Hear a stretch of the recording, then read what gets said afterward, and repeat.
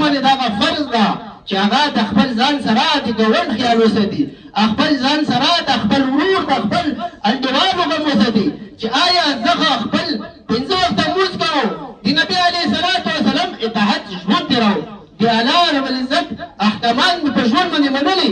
آیا اوس زه ما نه دا کلي کلیوال څنګه خوشحال دي که خفه دي؟ ما په کلي کې خلکو سره تعلقات معاملات څنګه دي؟ معاشرات مو څنګه ده؟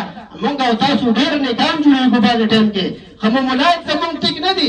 خپل معاملات صفا کړئ، خپل تعلقات صفا کړئ. والله بینه په دې منځونو باندې که انسان وایي چې زه به خلاص شم، په زما عزتمنو موږ او تاسو د ځان دپاره نه یې راغلي.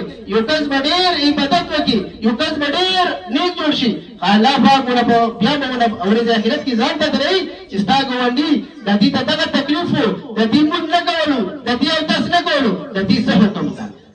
محترم مسلمانانو په خپل ځان باندې رحم وکړئ، په خپل اهل باندې رحم وکړئ، په خپل کورونو باندې رحم وکړئ.